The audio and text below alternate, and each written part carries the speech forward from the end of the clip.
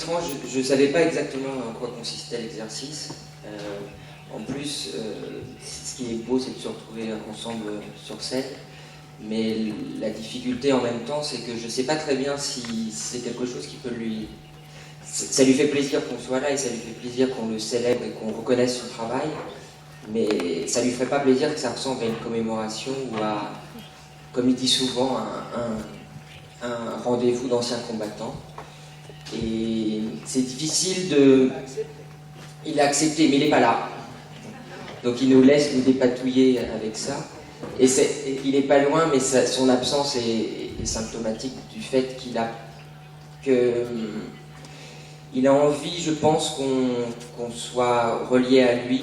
Et en même temps, ce qui est sa grande force, et c'est ce que vous demandiez qu'on discute un petit peu, c'est c'est, je pense, la personne que je connais qui est la plus apte à se projeter sans cesse dans le futur. Moi, je le connais depuis 13 ans.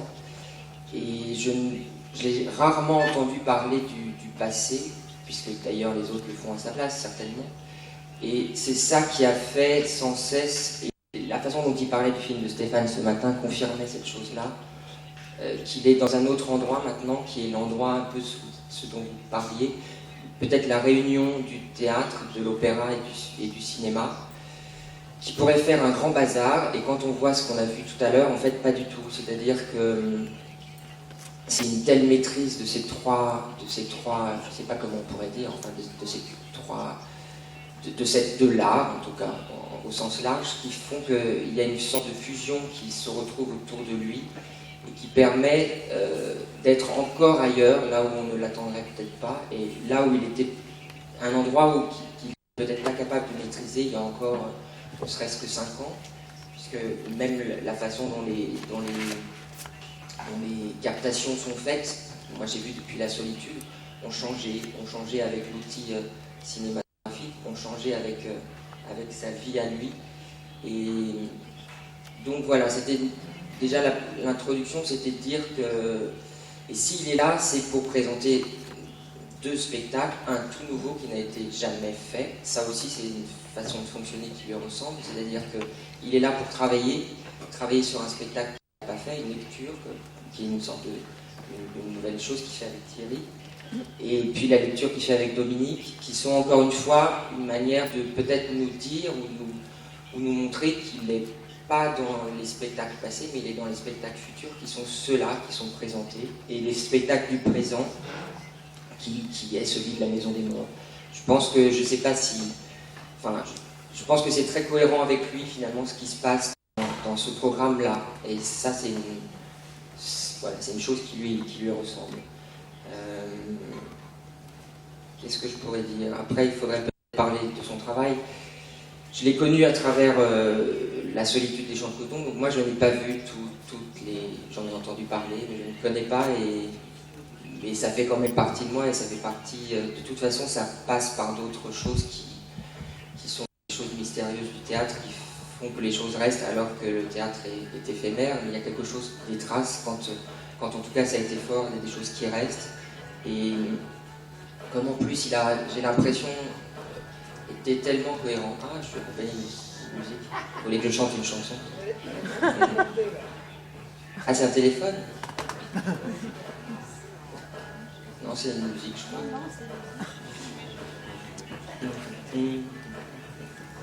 On a pu continuer. Non, c'est pas mal en fait, c'est bien. C'est peut-être. En fait, même si.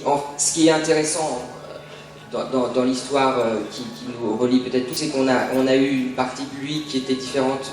Ah, ça monte en plus. Qui était un peu différente. De la fondation même des premiers spectacles qu'il a fait, qu'il a comme une mosaïque qu'il a déployée, qui a changé en fonction de sa vie, mais qui est restée cohérente toujours autour de lui.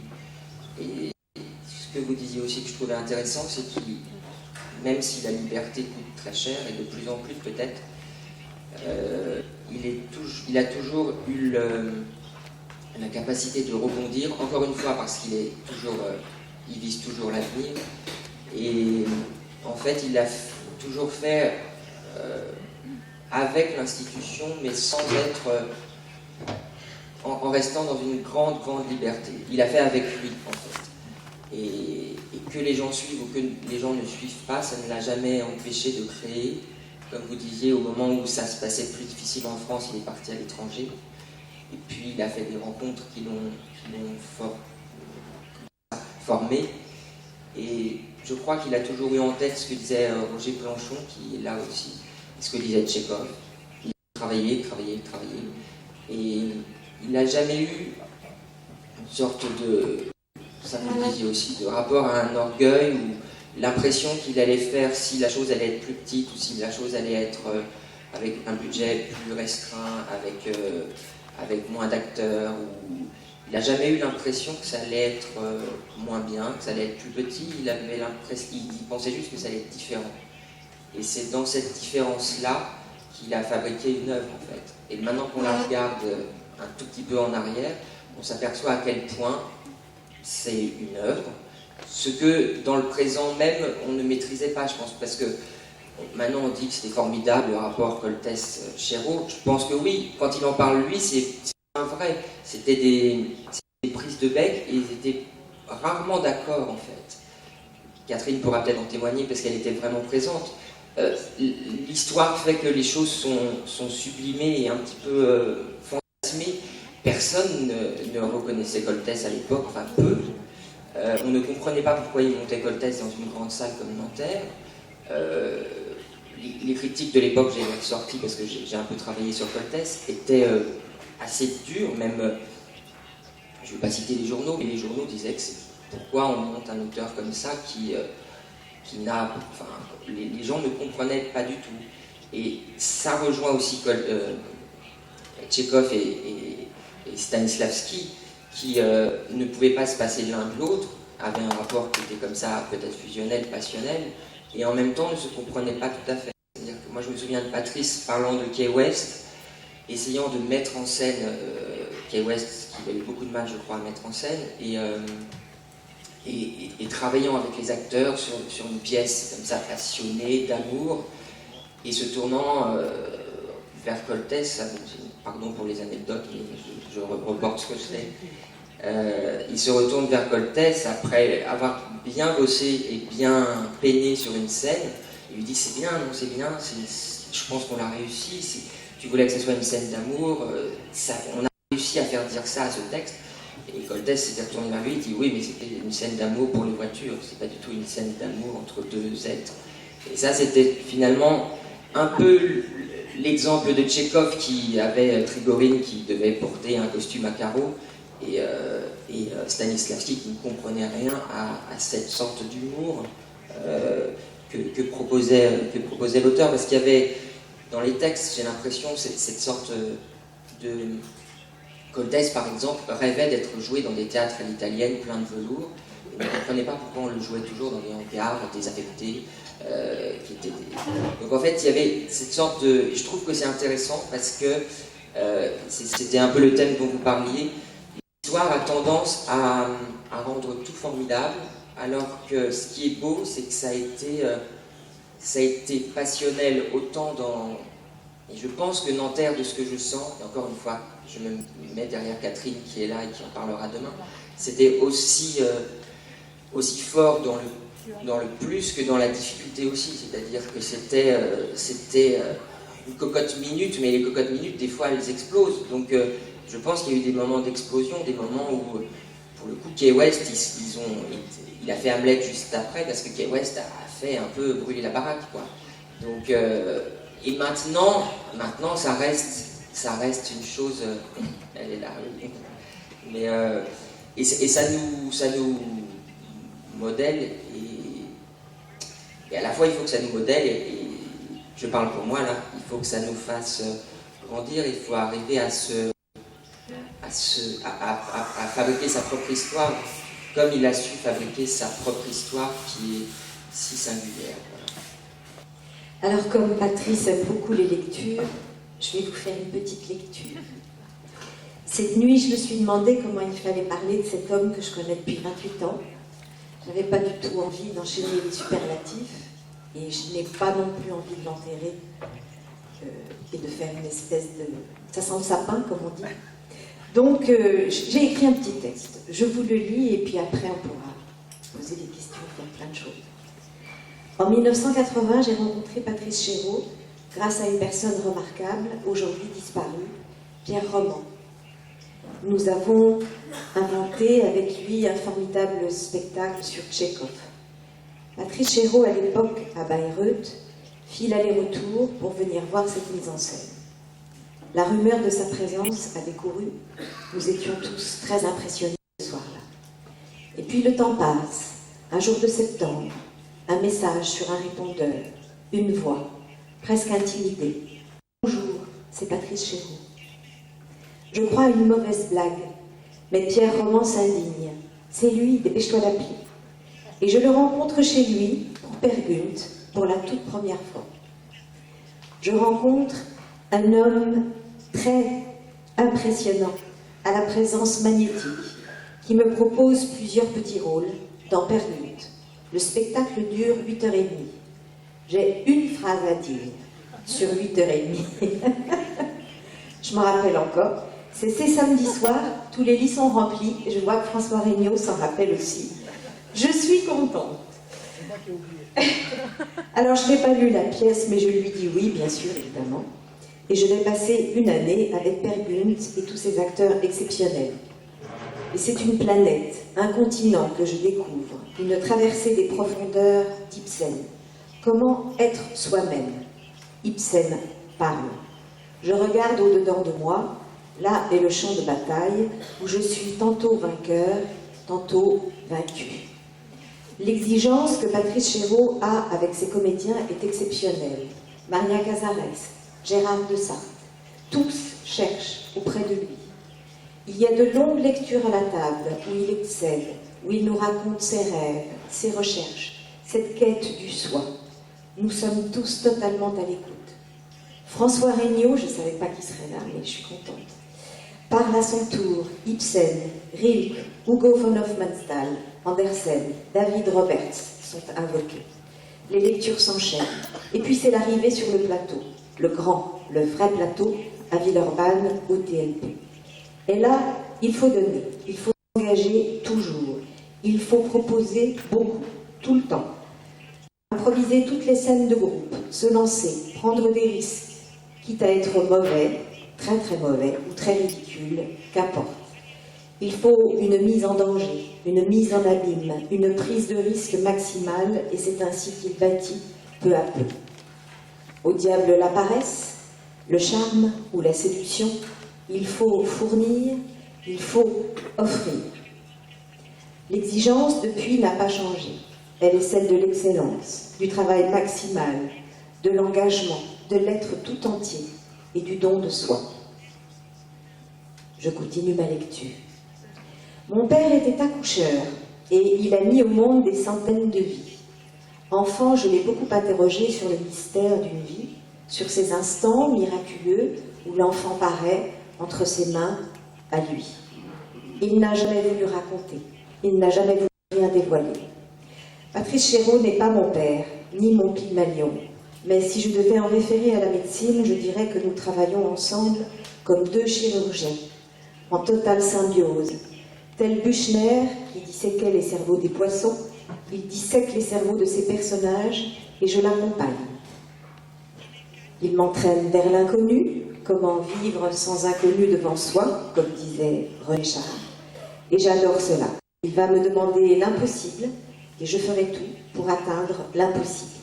Djemila, dans Les Paravents, une jeune putain qui débarque en pleine guerre d'Algérie. Pour Catherine, dans Ceux qui me prendront le train, à chaque fois la méthode est différente, vous voyez, je vais plus vite. Et puis nous arrivons à faire, voilà.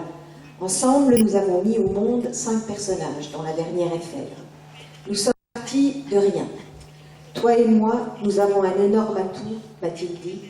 Nous n'avons jamais fait de tragédie classique en alexandrin. Il faut partir de notre ignorance, de rien. Alors nous avons avancé dans l'obscurité, avec pour toute arme et pour tout atout, l'alexandrin. L'analyser, le décortiquer, lui faire rendre son sang, sa chair pour rendre gorge et trouver le sens, extraire l'essence. Il y a un an, nous exerçons un métier dangereux, un peu fou en somme, et Phèdre la brillante m'a entraînée vers une obscurité que je ne connaissais pas, dans un labyrinthe où je me suis perdue, moi-même. Il y a un an, je l'ai appelé. J'étais en proie à des doutes très violents sur mon parcours passé. Ses paroles m'ont sauvée. Il m'a proposé une lecture, La douleur, une lecture à 2 voix. Et pour la première fois, au bout de 28 ans, je me trouve à jouer en face de Patrice Chéreau. C'est une première. Chaque rôle est comme une toute première fois. Il est homme de secret. Son intransigeance, il l'applique à lui-même, en tout premier lieu. Avec lui, notre métier de comédien devient héroïque. Refusant toutes les complaisances, nous porterons ces personnages avec un vrai courage. Je vais citer Julien Gracq. Il y a un allègement pour le cœur qui s'abandonne au pur voyage et pour l'âme en migration, une fraîcheur de résurrection. Il y a 5 ans, sur le béton de Berthier, à l'Odéon, je suis morte en Phèdre une centaine de soirs. Grâce à la douleur, grâce aux mots de Duras, je reprends vie. Patrice Chéreau joue et moi, je joue Marguerite. Nous attendons Robert. Oui, c'est une question qui m'aurait sans doute posée à l'opéra et le cinéma, parce que justement, je me suis occupé, moi, dans la collaboration avec Patrice et dans mon travail personnel, de justement filmer ces spectacles. Alors, pour répondre à votre question, moi j'ai rencontré Patrice en 93 quand il était en train de commencer la préparation, enfin, il était même plus que en train de commencer la préparation de la Reine Margot. On s'est rencontrés autour du cinéma, parce que je viens du cinéma, j'ai très peu de rapport au départ avec le théâtre ou avec l'opéra, même si j'en suis amateur, mais en tout cas pas de rapport professionnel. On s'est rencontrés là-dessus, sur l'image, sur le cinéma, sur nos envies de cinéma, nos désirs de cinéma. À cette époque-là, Patrice n'arrêtait pas de dire qu'il ne referait plus jamais de théâtre. Bon. Ok, on entend, tout le monde entend, Patrice ne fera plus jamais de théâtre. Tous les amateurs de Patrice disent tous, oh là là, quelle catastrophe. Bon. 95, il fait la solitude dans les champs de coton. Voilà. Donc ça, c'est peut-être un début de réponse. Ensuite, il dit, je ne ferai plus jamais d'opéra. Bon. À la même époque, 93, en 94, il va faire Don Giovanni, à Salzbourg. Après Don Giovanni, il dit, j'en ai ras-le-bol de l'opéra, je ne ferai plus jamais d'opéra. Bon, ça a mis un tout petit peu plus de temps, mais il a fait le Così fan tutte. Voilà, donc, on ne peut pas dire, Patrice, qu'il ne fera jamais plus de ci ou de ça. Je disais tout à l'heure, effectivement, c'était peut-être les dernières lectures, on n'en sait rien, en fait. On n'en sait rien parce que de toute façon, Patrice, dès le moment où tout le monde accepte l'idée qu'il ne fasse plus quelque chose, c'est à ce moment-là qu'il commence à avoir l'idée d'en faire à nouveau. Voilà, donc c'est une espèce de contradiction permanente un peu chez lui, mais qui est aussi la contradiction du désir et la contradiction de l'envie. Voilà. Et ce que je voulais dire, en fait, aussi par rapport à tout ce qui s'est dit jusqu'à maintenant, c'est que je constate à quel point il est difficile, en tant que collaborateur, de parler directement avec détachement du travail qu'on fait avec lui ou qu'on a pu faire avec lui. J'ai trouvé que les mots de Dominique étaient très bons parce que elle a parlé de sensations, elle a parlé de souvenirs, de sensations et de choses, d'émotions et de choses qu'on ressent. On peut toujours, éventuellement, peut-être parler de ça, nous qui ne sommes pas théoriciens, en tout cas, ou analystes de son travail, mais c'est très très compliqué tout le temps toujours de parler de Patrice, je trouve. On peut toujours parler du travail qu'on fait avec lui et décortiquer un petit peu les choses qui sont en cours avec lui. Quant à parler de ce qu'il fait, de ce qu'il a fait, de ce qu'il va faire, de ce qu'il fera, de ce qu'il ne fera pas, ça c'est évidemment des questions qui sont toujours très très très compliquées à aborder. Donc je disais, moi j'ai écrit une lettre à Patrice Chéreau parce que en voyant son cinéma, en voyant son théâtre, je me suis dit mais comment ça se fait justement, il est dans l'opéra, dans le cinéma, dans le théâtre, et où est la danse?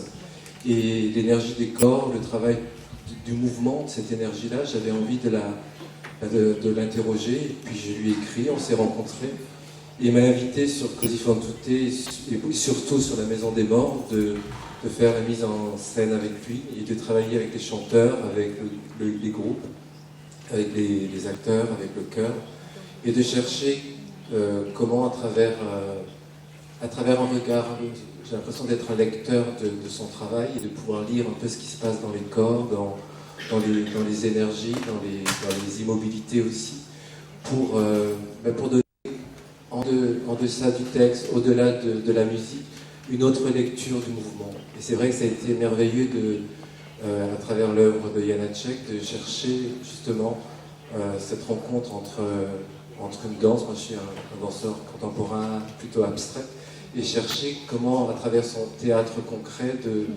de trouver ce mouvement. Je crois que depuis qu'on travaille ensemble, ça fait donc depuis 3 ans, il a changé des choses dans son travail, dans son énergie, il y a peut-être un peu plus d'air, il y a un peu plus de temps. Et du coup, il m'a invité à être le regard extérieur de la belle aventure avec Dominique, ces retrouvailles sur le texte de Duras.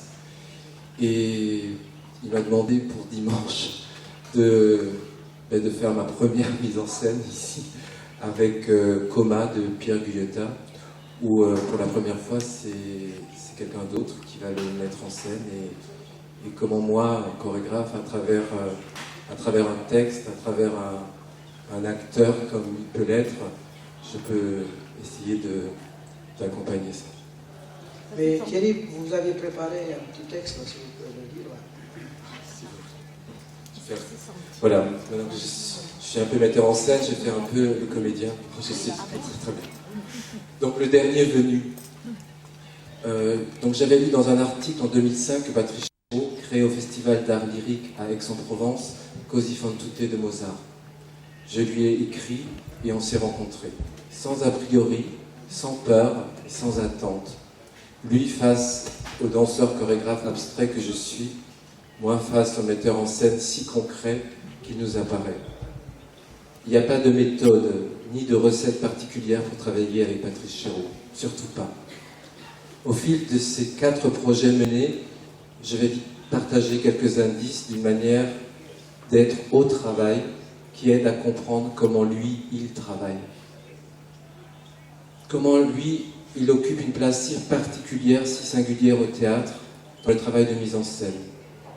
Il est comme il fait son chemin, par grandes embardées, brusques déviations, avec cette insistance têtue sur ceux et ceux qui lui importent. Il se lance et prend le risque d'affirmation et de revendication à l'épreuve de ceux qu'il aime, les auteurs, les acteurs, les spectateurs. On croit imaginer que l'idée même d'affrontement dans le travail de Patrice est un moteur dans le processus de création. Il ne s'agit pas d'affrontement, mais de la mise en œuvre d'un rapport où chacun existe, où la friction crée une étincelle, un éclat. Ce que l'on ne sait pas toujours, c'est qu'il a toujours le désir d'essayer, de commencer, d'aller dans des zones nouvelles, des espaces inconnus, et qu'on lui pose encore des questions. Même si très vite il dit toujours non à presque tout, qu'il dit qu'il ne sait pas, il entend très bien. Et un jour, très vite, la réponse est là, à la table de travail, dans l'espace du plateau ou encore dans la rue en marchant. Il suscite ainsi d'autres exigences pour qu'on reste curieux et travailleur, et c'est incroyablement capter ce qui est de notre incompréhension et de notre doute, comme notre capacité et désir à nous laisser traverser et rejoindre d'un texte, d'une musique et de l'autre. Pour cela, je sais qu'il faut qu'il n'y ait plus de peur. Surtout ne pas avoir peur. Surtout ne pas avoir peur de lui. C'est comme jouer à Colin Maillard. J'ai les yeux bandés, tu as les yeux bandés, et on va se trouver. C'est ce qui s'est passé sur l'opéra de Janáček. C'est peut-être ce qui va se passer aussi sur Coma de Pierre Guyota, qui est encore en chantier. C'est peut-être aussi parce que nous restons l'un et l'autre comme étrangers, donc proches. Mon travail est celui d'un lecteur du mouvement des corps dans l'espace et dans le texte. C'est montrer simplement ce que chaque corps promet et que souvent nous réduisons. Il n'y a pas de geste laid ou inutile, il n'y a pas de corps éteint ou mort. Voilà, j'ai juste peut-être ouvert d'autres petites fenêtres à sa grande maison qu'est son théâtre, pour y laisser entrer d'autres mouvements, d'autres silences et d'autres forces. Et c'est dans cet accueil incroyable que nous restons autonomes, attentifs à ce qui nous questionne, nous dérange et nous émeut, mais surtout nous nous faisons confiance dans toutes nos différences possibles et heureuses.